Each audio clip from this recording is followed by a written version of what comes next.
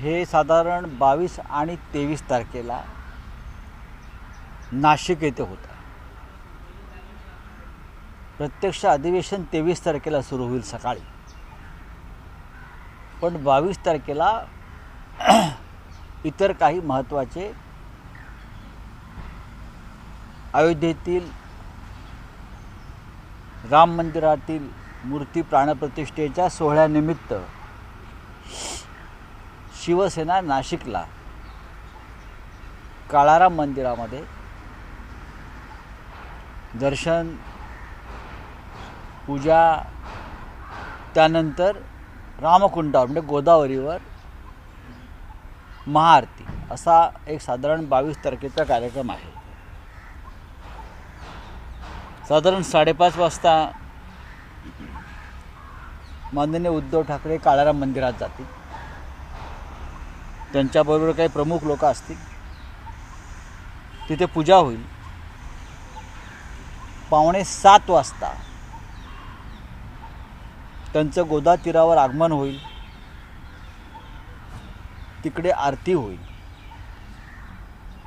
त्या आरतीसाठी नाशिकसह आसपासच्या परिसरातले शेकडो लोक उपस्थित राहतील अशी आमची अपेक्षा आहे. अशा प्रकारच्या आरतीचं आयोजन आम्ही अनेकदा अयोध्येतल्या शरयू तीरावर केलेलं आहे. आम्हीच सुरुवात केली ती.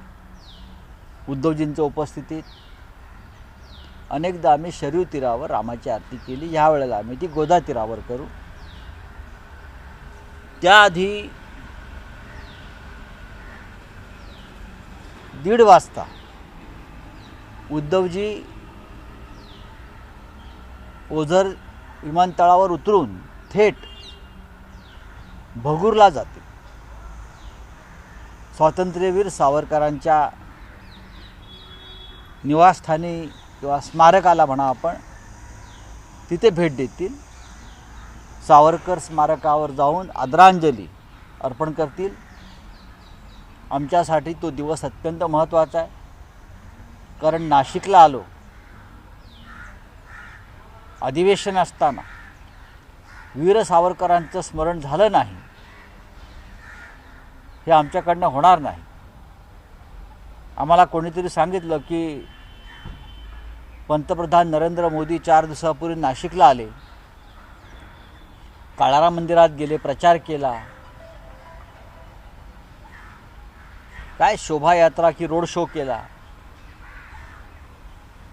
पण हे करत असताना त्यांना डॉक्टर बाबासाहेब आंबेडकर, जे या काळाराम मंदिराचे आंदोलनाचे एक प्रणेते होते, किंवा दादासाहेब गायकवाड, साने गुरुजी, आंबेडकर होतेच, यांची आठवण झाली नाही. सावरकर सावरकर सावरकर असा जप लावतात भाजपचे लोक. पण प्रधानमंत्री नाशिकला आले, काळाराम मंदिरात गेले राजकीय आरती करण्यासाठी, पण त्यांना सावरकरांचं स्मरण झालं नाही. सावरकरांच्या भगूरच्या स्मारकस्थळी सोडाच, पण त्यांच्या सावरकरांचा साधा नामोल्लेखसुद्धा केला नाही. ही अत्यंत दुर्दैवी घटना आहे. शिवसेना पक्षप्रमुख हे भगूरला जातील, सावरकरांना आदरांजली वाहतील आणि त्यानंतर इतर कार्यक्रमांना सुरुवात होईल. मग काळाराम मंदिर, आरती, त्यानंतर पूजा अर्चा आणि मग गंगा आरती. हे झाले 22 तारखेला. 23 तारखेला सकाळी 10 वाजता शिवसेनेच्या राज्यव्यापी शिबिराला सुरुवात होईल. Democracy club Nashik. आणि तेथे अनेक राजकीय ठराव केले जातील. राज्यभरातून आलेल्या प्रमुख पदाधिकाऱ्यांना मार्गदर्शन केलं जाईल आणि साधारण शिवसेनेच्या वाटचालीची पुढली दिशा आणि रणनीती ठरवली जाईल. त्या दृष्टीने हे राज्यव्यापी शिबिर हे अत्यंत महत्त्वाचं आहे. शिवसेनेनं नाशिकला अधिवेशन यासाठी घेतलेलं आहे, एक तर 23 तारीख ही माननीय शिवसेना प्रमुख बाळासाहेब ठाकरे यांचा जन्मदिवस आहे, हे कारण आहेच. आणि अयोध्येनंतर रामायणात महत्त्वाचं स्थान हे पंचवटीला आहे.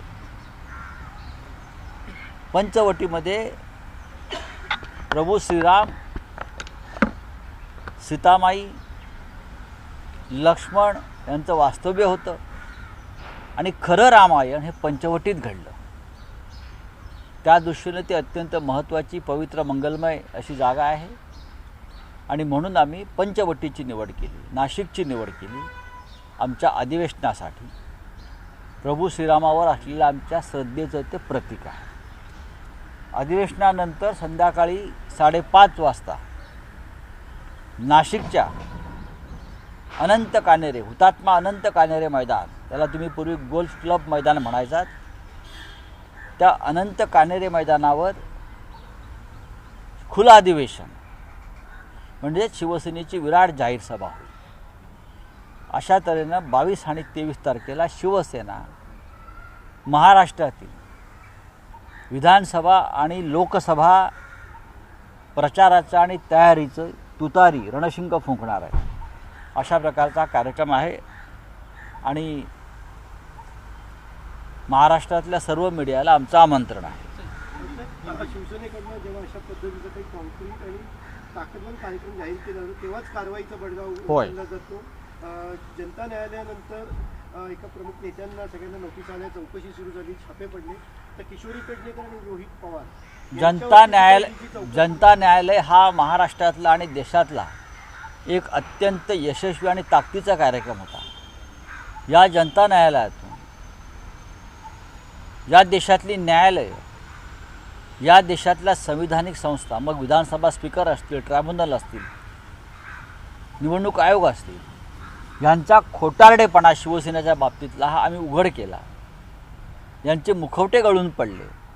त्यानंतर दुसऱ्याच दिवशी त्यांनी आमच्या लोकांवर धाडी घातल्या, शिवसेनेच्या प्रमुख पदाधिकाऱ्यांना अटका केल्या आणि लगेच आज आपण पाहिलं असेल किशोरीताई पेडणेकर असतील, तिकडे राष्ट्रवादी काँग्रेसचे नेते रोहित पवार असतील, रवींद्र वायकरजी असतील आमचे, या सगळ्यांवरती कारवाईचा बडगा उगारायला सुरुवात केली. ही दहशत निर्माण करण्याचा प्रयत्न आहे. तिकडे केंद्रामध्ये मुख्यमंत्री अरविंद केजरीवाल असतील, हेमंत सोरेन असतील, यांच्यावर दबाव आहे की तुम्ही इंडिया आघाडीतून बाहेर पडा आणि अप्रत्यक्षपणे भारतीय जनता पक्षाला मदत करा. शिवसेनेकडे येणारे अनेक प्रमुख लोक जे आमचे उमेदवार होऊ शकतात त्यांच्यावर दबाव आहे. तुम्ही शिवसेनेच्या आसपास फिराल तर तुमच्या मागे ईडी आणि CBI लावू. पण या सगळ्याला न जुमानता शिवसेना पुढे जाईल, संघर्ष करेल आणि त्यासाठीच नाशिकचं अधिवेशन हे मैलाचा दगड ठरेल.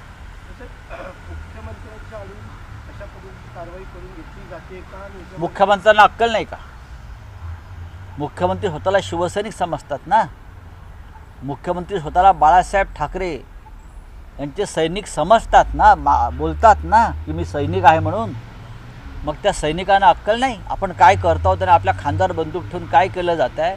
महाराष्ट्राची शान आणि अभिमान असलेल्या शिवसेनेचे तुकडे केले आणि त्या एका तुकड्याचं नेतृत्व हे राज्याचे मुख्यमंत्री करतायत.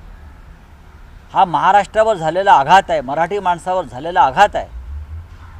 हे या राज्याच्या मुख्यमंत्र्यांना समजत नाही. इतकी लाचारी, इतकी गुलामी. पण उद्धव ठाकरे यांच्या नेतृत्वाखालची खरी शिवसेना ही या महाराष्ट्रासाठी लढत राहील आणि म्हणून मी वारंवार म्हणतोय की 23 तारखेचं 22 तारखेचं नाशिकमधलं आमचं अधिवेशन आणि जाहीर सभा ही दिशादर्शक ठरेल. असं जरांगे पाटील तिकडे निघत आहेत, मुख्यमंत्री आजही बैठका घेत आहेत, तोडगा निघत नाही आहे, उपोषण करत ते मुंबईच्या दिशेने निघत आहेत. कसं बघता, काय तोडगा निघत? अत्यंत महाराष्ट्रामध्ये भविष्यात कायदा सुव्यवस्था या दृष्टीनं पुढला काळ अत्यंत गंभीर वाटतोय मला. पण राज्याचे मुख्यमंत्री, राज्याचे गृहमंत्री हे मनोज जरांगे पाटील यांना एक राजकीय प्यादा म्हणून बघतायत आणि या महाराष्ट्रातली सामाजिक परिस्थिती बिघडवण्याचा प्रयत्न करत आहेत. मनोज जरांगे पाटील यांच्याशी ताबडतोब सकारात्मक चर्चा व्हायला पाहिजे आणि ती चर्चा निर्णयापर्यंत पोहोचायला पाहिजे अशी आमची भूमिका आहे. आप बोलिए. हिंदी में जानना चाहूँगा सर, 22 और 23 तारीख को शिवसेना का अधिवेशन है नासिक में, क्या कहेंगे? देखिए, शिवसेना का 22 और 23 तारीख को राज्यव्यापी अधिवेशन है. 23 तारीख को हिंदू हृदय सम्राट शिवसेना प्रमुख बालासाहेब ठाकरे जी का जन्मदिन होता है. ये एक कारण है. और प्रभु श्री राम लल्ला अयोध्या में मंदिर प्रवेश हो रहा है. ये हमारे लिए खुशी की बात है. तो ये भी हम एक मौका है. लेकिन हम हमारा ये जो श्रद्धा का जो कार्यक्रम है वो हम नासिक में करेंगे. नासिक अयोध्या के बाद प्रभु श्री राम और रामायण में एक महत्वपूर्ण जगह रही है, जहाँ पंचवटी कहा जाता है, जहाँ राम का वास्तव्य रहा सालों साल उनके वनवास के काल में. असली रामायण वहाँ हुआ है. तो हम कालाराम मंदिर जो है वहाँ पूजा करेंगे उद्धव जी. बाद में वहाँ जो गंगा नदी है, गंगा आरती करेंगे, जो हम हमेशा सरयू के तट पर करते आए हैं. 23 तारीख को हमारा शिविर अधिवेशन शुरू होगा सुबह 10 बजे डेमोक्रेसी क्लब नासिक में. और शाम को हुतात्मा अनंत कानेरे मैदान जो है, शहीद अनंत कानेरे मैदान, जहाँ जिन्हें लोग गोल्फ क्लब मैदान से जानते हैं, वहाँ ओपन अधिवेशन, खुला अधिवेशन रहेगा. विराट बहुत बड़ी संख्या में लोग आ जाएंगे. और ये दोनों दिन हमारे लिए, पार्टी के लिए और महाराष्ट्र के लिए बहुत महत्वपूर्ण है. वहाँ से हम महाराष्ट्र की राजनीतिक दिशा तय करेंगे और हमारा प्रचार का आरंभ करेंगे. वीर सावरकर जी के बारे में उद्धव जी खास करके जब नासिक में आएंगे तो मंदिर से पहले वीर सावरकर स्मारक, जो भगोर में उनका घर है सावरकर साहब का, वीर सावरकर जी का, वहाँ जाएंगे. प्रधानमंत्री आए थे नासिक में 8 दिन पहले, कालाराम मंदिर गए, रोड शो किया, राजनीति की, लेकिन वीर सावरकर जी को भूल गए. भाजपा वाले हमेशा वीर सावरकर जी की बातें करते हैं ना, हमें आईना दिखाने की कोशिश करते हैं. प्रधानमंत्री नासिक में आकर वीर सावरकर जी को भूल गए, डॉक्टर आम्बेडकर जी को भूल गए.